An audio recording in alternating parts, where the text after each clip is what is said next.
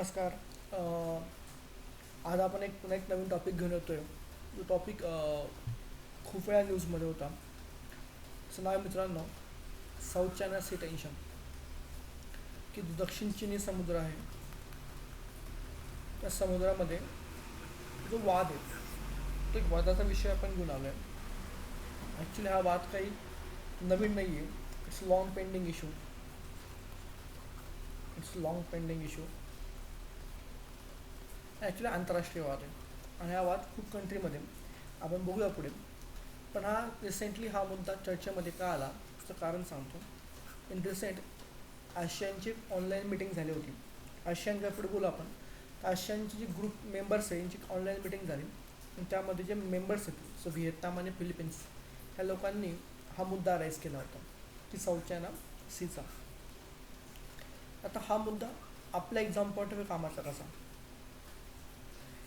पहिलं कारण की हा मुद्दा जॉग्राफीमध्ये येऊ शकतो, कारण हा मुद्दा साऊथ चायना सीबद्दल आहे. जॉग्राफी. दुसरा, हा मुद्दा लिंक्ड होतो विथ द इकॉनॉमी. कारण यात यात ज्या आपण समुद्राबद्दल बोलत आहे त्या समुद्राचा जो रूट आहे त्या रूटवर जे आपले पूर्व आशियाई देश आहेत किंवा ईस्ट आशियाच्या कंट्री आहे त्यांचा व्यापार अवलंबून आहे. कसं त्या पुढे बोलू आपण. आणि तिसरं महत्त्वाचं की भारताचे शेजारील राष्ट्रासंबंधी संबंध, जे आपले नेबरहूड कंट्री आहे यांचे आपले काय संबंध. Example, act east policy. या 3 कंटेक्समध्ये हा वाद कामाचा आहे. आपण तिन्ही यामध्ये वाद कव्हर केले, तिन्ही कंटेक्स कव्हर केलेत की भूगोलाच्या अँगलने हा वाद कसा होऊ शकतो. एक्झाम्पल एखादा प्रश्न येऊ शकतो. जी इकॉनॉमी अर्थव्यवस्था त्या अँगलने कसा प्रश्न येऊ शकतो. आणि तिसरं, जी आपले संबंध आहे विथ नेबरहूड कंट्रीज त्या संबंधी कसा प्रश्न येऊ शकतो. ते तिन्ही यात मी पैलू करण्याचा प्रयत्न केलेला आहे. सो आपण बघूया की ज्या आशियानची मीटिंग होती की ज्या मीटिंगमध्ये हा मुद्दा अराईज केला गेला तो मुद्दा नेमका काय. ठीक आहे, चालू करूया. तत्पूर्वी थोडं बघूया नेमकं साऊथ चायना सीचं लोकेशन वगैरे कुठे. हा चायना, हे आपल्या अदर कंट्रीज. ठीक आहे. त्यानंतर हा जो अखंड भाग आहे हा तैवान आणि खाली मलेशिया, इंडोनेशिया. जो मधला भाग तुम्हाला दिसतोय, अखंड जो मधला भाग आहे हा मधला भाग ॲक्च्युली काय येतो तो आपला दक्षिण चिनी समुद्र आहे. जो संपूर्ण मधला भाग आहे, संपूर्ण मधला भाग हा आपला साऊथ चायना सी की जो आपल्याबद्दल चर्चा करायचा आहे. समजून घ्या. तर दक्षिण चिनी समुद्र आहे म्हणजे हा संपूर्ण चीनला लागून हा एवढा सगळा जो भाग आहे this all your South China Sea. ठीक आहे, जो मी आता बॉर्डर केला आहे. आता नावात जरी चायना असलं तर याचा अर्थ असा होत नाही का चीनचा आहे. कारण ह्या समुद्राला बॉर्डर व्हिएतनामची लागली आहे, चीनची लागली आहे, तैवानची लागली आहे, फिलिपिन्सची लागली आहे, मलेशिया लागला आहे, इंडोनेशिया लागला आहे. त्या सगळ्यांची बॉर्डर लागलेली आहेत. त्यामुळे साहजिक आहे या समुद्रावरती सगळ्यांचा हक्क पाहिजे. परंतु चायना वारंवार या समुद्रावरती स्वतःची मोनोपॉली की माझा एकट्याचाच अधिकार आहे सांगत आला आहे, की जो समुद्र आहे यावर फक्त माझा आणि माझा अधिकारच आहे असं चीन वारंवार सांगत आलं आहे. आणि चीनने हे आपला मुद्दा रेटून काढण्यासाठी या समुद्राला एक लाईन टाकली. तुम्ही बघू शकता ही लाईन ड्रॉ केली आहे. चीनने आपला जो मॅप आहे चीनने आपल्या मॅपमध्ये आपल्या कंट्रीमध्ये या समुद्रामध्ये ही लाईन ड्रॉ केली आणि असं म्हटले की या जी लाल रंगाची रेषा आहे याच्या आतमध्ये जो समुद्र असेल हा सगळा कोणाचा आहे, फक्त चीनचा आहे. वा. म्हणजे लाईन ड्रॉ केली मॅपमध्ये आणि म्हणतं की या लाईनच्या आतमध्ये जेवढा समुद्र असेल त्यावर फक्त आणि फक्त सार्वभौम हक्क हा चीनचा आहे.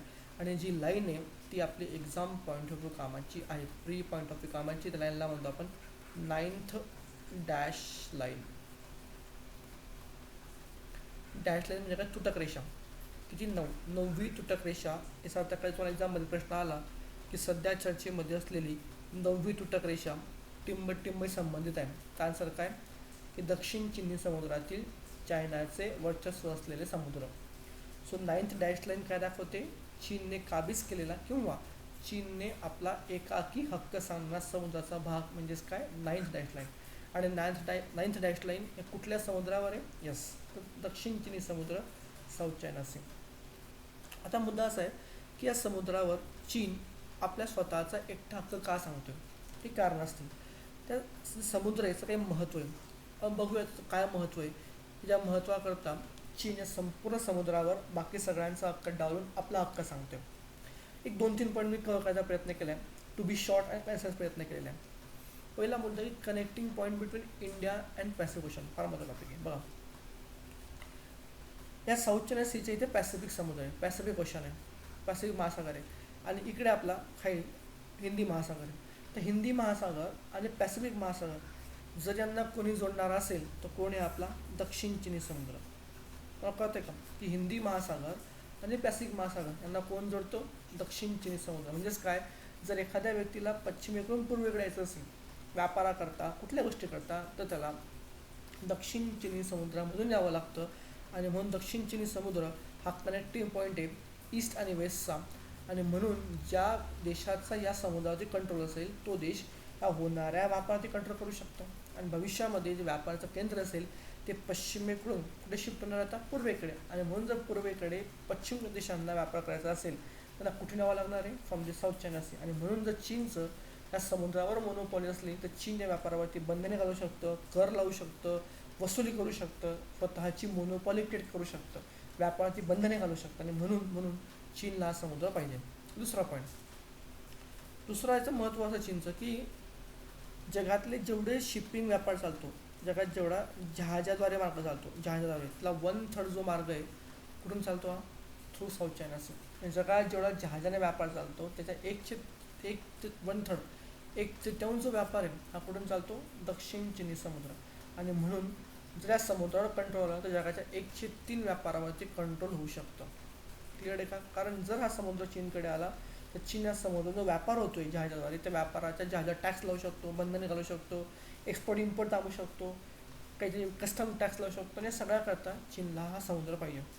तिसरा महत्त्वाचा मुद्दा आहे की हे जो समुद्र आहे या समुद्रामध्ये फार मोठ्या प्रमाणामध्ये तेलाचे साठे आहेत. हा जो समुद्र आहे की असं प्रूफ झालेलं आहे, की या समुद्रात जवळपास 7.7 बिलियन बॅरल्स, फार मोठा भाग इतका या ठिकाणी हायड्रोकार्बन्स आहे, म्हणजे पेट्रोलियम, डिझेल, नॅचरल गॅसचा सोर्स आहे. साहजिक आहे जर या समुद्राचं हायड्रोकार्बन आहे जो साठा आहे तर यावर चीनचं कंट्रोल आलं तर ज्याच्याकडे ऑइल आहे, ज्याच्याकडे खनिज तेल आहे, त्याच्याकडे एनर्जी आहे, आणि त्याच्याकडे इकॉनॉमी आहे. कळतं आहे ना? आणि म्हणून जर चीनकडे हा अख्खा स्रोत ऊर्जेचा आला तर तो स्रोत वापर करून चीन अर्थव्यवस्था मजबूत होईल. किंबहुना दुसरी जी अर्थव्यवस्था आहे त्या अर्थव्यवस्थेला चीन वारंवार धोके पोचवू शकतो, दगा देऊ शकतो. कारण काय, जर चीनकडे संपूर्ण एवढं खनिज तेल आलं तर साहजिक आहे त्याची जी डिपेंडन्सी आहे युरोपावरती किंवा अमेरिकेवरती कमी होईल, स्वतःला खूप स्ट्रॉंग करून घेईल. आणि म्हणून हे संपूर्ण समुद्र चीनकडे जाता कामा नाही. तिसरा मुद्दा, पुढचा मुद्दा जो फार महत्त्वाचा की जे बारीक बारीक जी बेट आहे, पॅरासेल, स्पार्टलीस आणि स्कार्बोरॉफ, हे बघा मेन काय समजून घ्या. हा थोडा मेन मुद्दा आहे की चीनला बेटं का पाहिजे, हा मेन मुद्दा. 3 बेट आहे, पॅरासेल, स्पार्टलीस आणि स्कार्बोरॉफ शोल. शोल म्हणजे काय? प्रवाळ बेटं. याचे लोकेशन डोक्यात ठेवा. MPSC काय करते, असं मॅप देते आणि म्हणते असं पॉईंट देणार, इथला A पॉईंट, इथे काहीतरी B पॉईंट, इथे काहीतरी C पॉईंट, आणि म्हणणार ABC काय आहेत. कळतं ना? म्हणून बेट कुठे आहेत, लोकेशन डोक्यात ठेवा. वरती पॅरासल आहे, खाली स्पार्टली आहे, आणि थोडं पूर्वेला काय स्कार्बोरॉफ नावाचा प्रवाळा बेट आहे. क्लिअर आहे? चला आता हे तिन्ही बेटं कुठे? दक्षिण चिनी समुद्रामध्ये. समजून घ्या. आता जर हा समुद्र चीनकडे गेला तर साहजिक त्या अनुषंगाने जे 3 बेटं आहे यांची मालकी कोणाकडे येणार आहे? चीनकडे.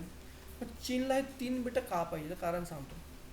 जर चीनकडे 3 बेटं आले तर चीन भविष्यामध्ये 3 बेटांवरती स्वतःचा नेव्हल बेस किंवा नौसेनेचा तळ स्थापू शकतो. का समजून घ्या. चीनचे हे सगळे दुश्मन आहे. व्हिएतनाम दुश्मन आहे, इकडे हा फिलिपिन्स दुश्मन आहे, मलेशिया दुश्मन आहे, इंडोनेशिया दुश्मन आहे, तैवान दुश्मन आहे. दुश्मन कशामुळे? समुद्रामुळे. जर उद्या या कुठल्याही कंट्रीने चीनवर हल्ला करायचा म्हटला तर कंट्री चीनवर हल्ला करण्याच्या पूर्वी जर चीनची आर्मी नेव्ही या पट्ट्यामध्ये असेल तर चीन या बेटांचा वापर करून या सगळ्या देशांवरती काउंटर हल्ला करू शकतो आणि त्या देशांना त्यांच्या देशामध्येच थांबवू शकतो. म्हणजे ते देश डायरेक्टली चीनमध्ये पूर्वीच चीन स्वतःच्या कंट्रीमध्ये कुठलीच हानी न होऊ देता या बेटांचा वापर करून या सगळ्या देशांवर कंट्रोल ठेवू शकतो. म्हणून भविष्यामध्ये दक्षिण चीन समुद्राचा काही वाद निर्माण झाला, काही भांडण निर्माण झालं, तर ह्या बेटांचा उपयोग चीन इझिली करून त्या भांडणावरती युद्धावरती स्वतःचं राज्य स्वतःची मोनोपॉली क्रिएट करू शकतो. आणि म्हणून या बेटांसाठी बेटांचं महत्त्व असं की या बेटांवरती चीनला स्वतःचं नाविक तळ उभार करायचं आहे. पहिलं फॉर दी वॉर. दुसरं काय, जर समजा जर समजा इथे नेव्हल बेस उभा राहिला आणि भविष्यामध्ये व्हिएतनाम, फिलिपिन्स आणि समजा चीन यांच्यात काही टेन्शन निर्माण झालं, तर व्हिएतनामचा सर्वात जो क्लोज अलाय जो जवळचा मित्र आहे तो USA. सेम फिलिपिन्स जवळचा तो मित्र आहे USA. तर समजा उद्या USA इकडनं पॅसिफिक महासागरातून या समुद्रामध्ये इकडे आला, तर चीनवर हमला करायच्या पूर्वी चीन त्या अमेरिकेच्या जहाजांना या बेटांवरून त्यांना काही उत्तर देऊ शकते. आणि म्हणून अमेरिकेला सुद्धा काउंटर करण्याचा, अमेरिकेला शह देण्याचा प्रयत्न चीन या बेटांवरून करणार आहे. इकडे अमेरिका, इकडे बाकी दुश्मन या सगळ्यांना शह देण्याकरता चीनला हे बेटं पाहिजे आणि चीन या बेटांवरती आपलं बांधकाम कन्स्ट्रक्शन चालू केलेलं ऑलरेडी आहे, हे डोक्यात ठेवा. आणि सर्वात चौथा महत्त्वाचा मुद्दा की जगातले जे एकूण मासेमारी उत्पादन आहे त्याचे 10% मासेमारी या समुद्रामध्ये होते. आणि म्हणूनच मल्टी महत्त्व आहे की हे दोन समुद्रांना जोडतो. इथे व्यापाराचं केंद्र आहे, इथे सर्वात मोठं खनिज तेलसुद्धा आहे. या बेटांचा उपयोग नाविक होऊ शकतो. आणि चौथं म्हणजे काय की यामध्ये मासेमारी मोठ्या प्रमाणात आहे. या चारही कारणांसाठी चीनला ह्या समुद्राचं महत्त्व फार जास्त दिसते आणि मग संपूर्ण समुद्र चीनला पाहिजे. त्याकरता चीन म्हणतंय it is my 9th dash line. यात जेवढं पाणी असेल तेवढं फक्त आणि फक्त चायनाचं आहे. आणि म्हणून चायना युनिलॅटरली म्हणजे एकट्याने स्वतः एकट्याद्वारे क्लेम करतोय. तो क्लेम त्याने असा केला आहे की जे स्कार्बोरो शोल आहे, या स्कार्बोरो शोलवरती त्याने एक नवीन जिल्हा तयार केला आहे. वा, नवीन जिल्हा तयार करायची घोषणा केली. जे स्कार्बोरो शोल होतं या शोलमध्ये आत्ता रिसेंटलीच 2 महिन्यापूर्वी इथे नवीन जिल्हा तयार झालेला आहे अशी घोषणा चीनने केली. आणि त्यामुळे वाद पेटला की हे बेट वादग्रस्त आहे की ह्या बेटावरती हक्क कोणाचा आहे, व्हिएतनामचा पण आहे, मलेशियाचा पण आहे, इंडोनेशियाचा पण आहे, तैवानचा. कारण समुद्र कोणाचा आहे का, समुद्र सगळ्यांचा आहे. आता समुद्र सगळ्यांचा असेल ते जे बेटं आहे हे बेटंसुद्धा एकट्याच्या मालकीचे नसतील. आणि म्हणून ह्या सगळ्यांचा विरोध डावलून चीनने इथे स्वतःचा एक नवीन जिल्हा घोषित केला आणि हा वाद पुन्हा पेटला. क्लिअर आहे. चला आता बघा, हे जे पॅरासेल बेट आहे जे मी बोलतोय पॅरासेल, या बेटावरती क्लेम करतोय व्हिएतनाम आणि ऑब्विसली चीन आहेच. म्हणून वाद पॅरासेल बेटावर वाद चालू आहे, एक व्हिएतनामचा आणि चीनचा. जे स्पार्टली बेट आहे यावर क्लेम बघा मलेशिया करतोय, तैवानसुद्धा करतोय आणि त्या बारीक कंट्री ती ब्रुनई करते. आणि म्हणून स्पार्टलीवर क्लेम चीन करत नाही, चीनच्या बाकी सोडून तैवान, मलेशिया आणि ब्रुनई हे तिन्ही करत आहेत. आणि जो स्कार्बोरफ आहे या स्कार्बोरफवरती फिलिपाईन्ससुद्धा क्लेम करते. आणि म्हणून या सगळ्यांचे दावे साईडला करून चीन काय म्हणते, नाही ना फिलिपिन्स, ना व्हिएतनाम, ना तैवान, ना ब्रुनेई, ना मलेशिया, कोणीच नाही, फक्त मीच आणि माझंच. आणि म्हणून हा वाद पुन्हा पेटलेला आहे. चला आता आशियान न्यूजमध्ये आशियानच्या मीटिंगमध्ये हा वाद उठला होता. म्हणून कदाचित आशियान प्रश्न येऊ शकतो. तर आशियान म्हणजे काय मित्रांनो, असोसिएशन ऑफ सिम्पल पॉईंट आहे, association of South East Asian nation, की दक्षिण पूर्व आशिया म्हणजे हा इकडचा दक्षिण पूर्व आशिया खंडातील देशांची संघटना म्हणजे काय, आशियान. एक वेगळ्या सिरीजमध्ये सगळे मी आशियान, सार्क हे सगळे मी सगळे कव्हर करणार आहे वेगळ्या पद्धतीने. तो पण तात्पुरतं बघू आपण काय असतं. बघा आशियान संघटना कुठली, राजकीय संघटना आहे, सामाजिक संघटना आहे, आर्थिक संघटना आहे, मिलिटरी लष्करी संघटना आहे आणि प्लस ही सांस्कृतिकसुद्धा संघटना आहे. का, कारण या सगळे जे देश आहेत ह्या सगळ्या देशांची जी हिस्ट्री आहे आणि कल्चर आहे हे जवळपास शेअर्ड आहे, कॉमन आहे. मोस्टली बुद्धिझम आणि बुद्धिझमची ज्यामुळे या सगळ्यांची हिस्ट्री आणि संस्कृती जवळपास सारखीच आहे. आणि मग सगळ्यांचं एक कोलॅबोरेशन, एक बॉन्डिंग आहे, त्या बॉन्डिंगला म्हणतो आपण आशियान. हे स्थापन झालं होतं बँकॉक डिक्लेरेशन, बँकॉक थायलंडची कॅपिटल आहे, त्या ठिकाणी एक मिटिंग झाली होती एक घोषणा केली गेली जो आहे बँकॉक घोषणा, आणि बँकॉक घोषणाद्वारे स्थापन झालं आशियान. तर हे कामाचं आहे बँकॉक घोषणा, हे डोक्यात ठेवा. या घोषणेद्वारे स्थापन झालं आशियान. स्थापना 1967 8 ऑगस्ट. पुढे आपण निवांत बोलूया की 1997ला एक घटना घडते, त्यानंतर आशियन फायनान्शियल क्रायसिस, की आशिया खंडामध्ये वित्तीय संकट येतं आणि त्यामुळे आशियान लोक ठरवतात की आपलं ग्रुपिंग वाढवायचं, मग ते ASEAN+3 बनतं, ASEAN+6 बनतं. आता पहिले बघूया की आशियानमध्ये कोणते कोणते मेंबर आहेत. एकूण 10 मेंबर्स आहे. बघू. Start with first Myanmar, Thailand, Laos, Cambodia, Vietnam, Malaysia, Indonesia, इथे ब्रुनई, फिलिपिन्स. बघा परत सांगतो. Myanmar, Thailand, Laos, Cambodia, Vietnam, Malaysia, Singapore गेला, सिंगापूर, इंडोनेशिया, ब्रुनई आणि 10 नंबरला फिलिपिन्स. सो 10 कंट्री आशियानचे: Myanmar, Thailand, Laos, Cambodia, Vietnam, Malaysia, Singapore, Indonesia, Brunei आणि 10 आपण फिलिपिन्स. या 10 लोकांची एक संघटना आहे, त्याला काय म्हणतात आशियान. भविष्यामध्ये आपण बोललो की 1997ला घटना घडली, संकट आलं. हे का आलं, कसं आलं, आपण पुढे निवांत बोलणार आहे. एक चांगमाई इनिशिएटिव्ह घटना घडली होती. ही सगळी काय निवांत बोलूया, तात्पुरतं बोलूया की या आशियान 10मध्ये 3 मेंबर ॲड केलं गेलं. 3 कुठले होते? चायना, जपान, दक्षिण कोरिया. मग ती काय बनली? ASEAN+3. आणि पुन्हा 3 वाढवले गेले, ती ASEAN+6 बनली. पुन्हा 3 कुठले वाढले? India, Australia, New Zealand. म्हणजे काय, पहिले 10 होते, तर 3 कुठले वाढले? चायना, जपान, साऊथ कोरिया, झाले 13, आणि प्लस इंडिया, ऑस्ट्रेलिया, न्यूझीलंड, पुन्हा 3 वाढले, म्हणजे किती बनले? 16. ठीक आहे. या 16 कंट्रीमध्ये म्हणजे ASEAN+6मध्ये जर मी ॲड केला USA आणि रशिया, तर एकूण बनले 18 मेंबर. आणि 18 म्हणजे जी संघटना आहे तिला म्हणतो आपण ईस्ट आशिया समिट किंवा पूर्व आशियाई परिषद. ASEAN 10 member, ASEAN+3, China, Japan, south Korea. हे कामाचे पाठ पाहिजे. ASEAN+3, इंडिया, ऑस्ट्रेलिया, न्यूझीलंड, आणि यात पुन्हा 2 ॲड केले, USA आणि रशिया, त्याला म्हणतो पूर्व आशिया परिषद. ठीक आहे. अगेन परत सांगते, पण निवांत पुढे घेणार आहे, पण तात्पुरतं आशियान न्यूजमध्ये पण थोडी माहिती पाहिजे. चला बघा, सिमिलरली हा थोडासा मुद्दा बघा. झालं काय की फिलिपिन्सने चीनवरती केस केली होती की चीन या समुद्रात एकटा हक्क सांगतोय. ही जी केस होती, हीच केस फिलिपिन्सने कुठल्या आधारे केली? ते काय एक नियम आहे, एक प्रोटोकॉल, एक करार आहे, त्यानुसारचं नाव आहे UNCLOS. म्हणजे काय? UN convention on laws of sea. म्हणजे काय? संयुक्त राष्ट्राचा समुद्रासंबंधी कायद्याचा करार.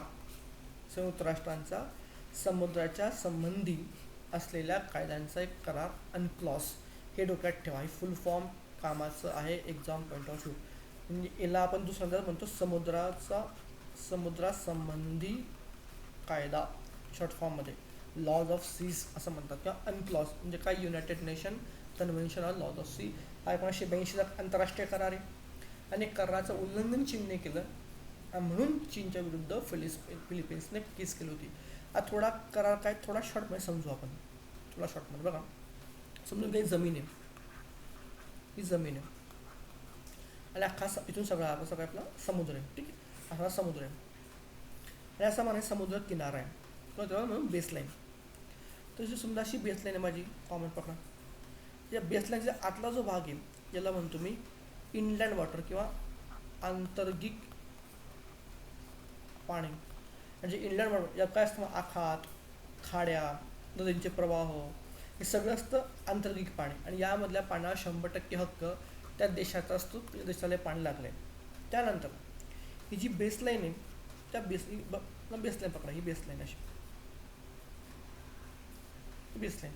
ह्या बेसलाईनपासून आजचं कुठलं आपलं इंटरनल पाणी, ह्या बेसलाईनपासून जर तुम्ही 12 नॉटिकल मैल पुढे आलात, या बेसलाईनपासून तुम्ही 12 नॉटिकल मैल इतकं अंतर पुढे आलात तर त्याला म्हणतो आपण क्षेत्रीय पाणी. त्याला काय म्हणतो आपण? क्षेत्रीय पाणी.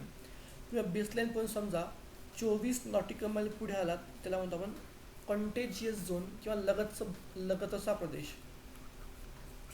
तर 12 आलात तर मग क्षेत्रीय प्रदेश किंवा क्षेत्रीय पाणी, 24 आलात लगतचा प्रदेश, आणि तुम्ही या लाईनपासून जर 200 नॉटिकल मैल पुढे आलात तर आपण एक्सक्लुझिव्ह इकॉनॉमिक झोन EEZ हे कामाचे विशेष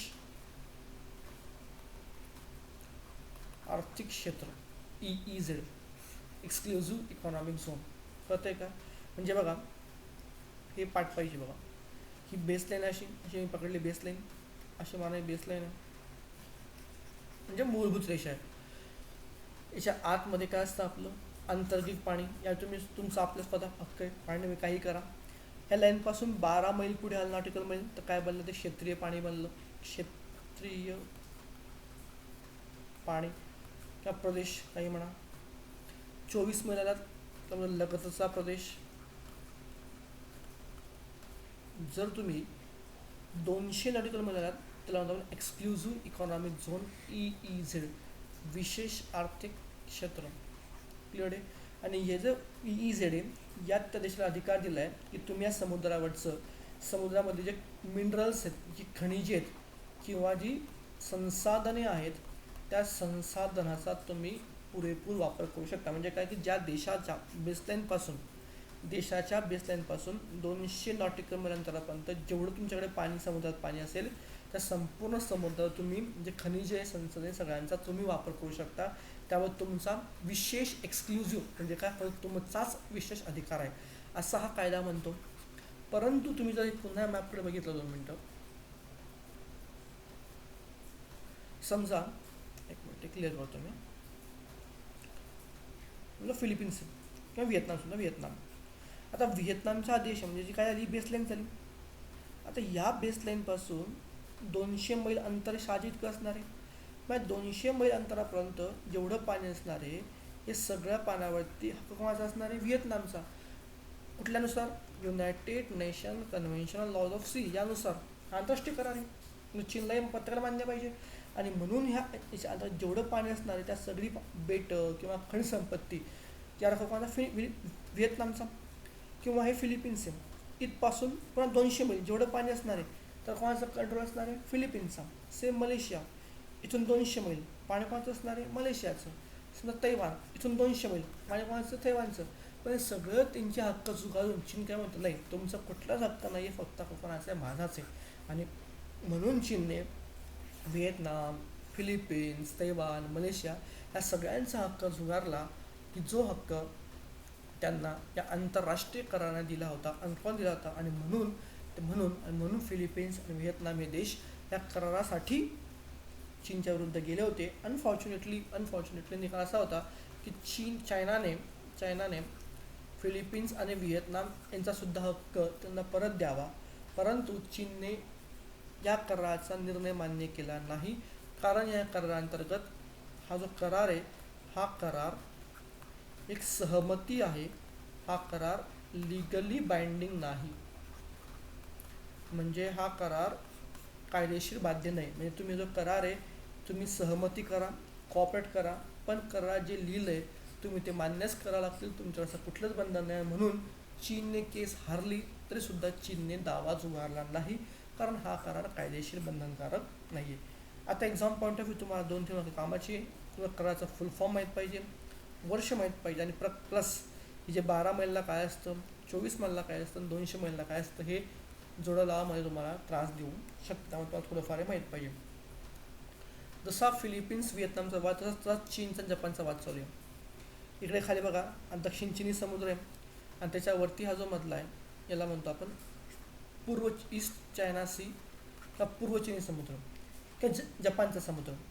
हा जपान समुद्र किंवा पूर्व चिनी समुद्र यात एक बेट आहे ज्याचं नाव आहे सेनकाकू बेट. इथे डोक्यात ठेवा, सेनकाकू बेट. सेनकाकू जपानमध्ये म्हणतात त्याला, आणि त्याच बेटाला चीनमध्ये दियागू म्हणतात. दिओऊ म्हणतात. उच्चार तुम्ही करा, स्पेलिंग बरोबर आहे. तर चीनमध्ये त्याला काय म्हणतात, दिओऊ, आणि त्याच बेटाला जपानमध्ये काय सेनकाकू म्हणतात. दोन्ही बेट एकच आहे. तर चीनमध्ये दिओऊ, जपानमध्ये सेनकाकू. ह्या दोन्ही ह्या बेटावर वाद चालू आहे कोणाकोणामध्ये, चीन आणि जपानमध्ये. चीन म्हणते बेट आमचे, जपान म्हणते बेट आमचे, आणि म्हणून ह्या बेटावर सुद्धा वाद चालू आहे चीन आणि जपानचा. तो तुम्हाला क्लिअर पाहिजे. आपण जे मागे बोललो आहे की पॅरासेल, स्पार्टली आणि स्कार्बोरफ बेट यावर वाद कोणाचा आहे, चीनचा वर्सेस व्हिएतनाम, फिलिपाईन्स, तैवान आणि मलेशिया. पण जर प्रश्न विचारला की सेनकाकू किंवा दिओगू बेटावर वाद कोणा चालू आहे, त्यानुसार काय चायना आणि जपान. म्हणजे कुठल्या बेटावर कोणाचा वाद चालू आहे हे माहीत पाहिजे. दुसरं काय लोकेशन, की पॅरासेल स्पार्टली बेटा कुठे आहेत आणि सेनकाकू बेट कुठे आहे. तर सेनकाकू कुठे, एक तर जपान समुद्रामध्ये किंवा पूर्व चिनी समुद्रामध्ये, आणि स्पार्टली आणि पॅरासेल ते कुठे, दक्षिण चिनी समुद्रामध्ये. ठीक आहे. छोटासा व्हिडिओ होता. पुन्हा भेटूया. तोपर्यंत मित्रांनो काळजी घ्या. कमेंट करा, कमेंट चांगले येतात अजून कमेंट करा, so that Naveen Naveen issue काही टाका, त्या इश्यूवरती व्हिडिओ बनवतो, सो दॅट मलाही आयडिया मिळेल मी काय केलं पाहिजे. ठीक आहे. तोपर्यंत काळजी घ्या. Bye bye, take care.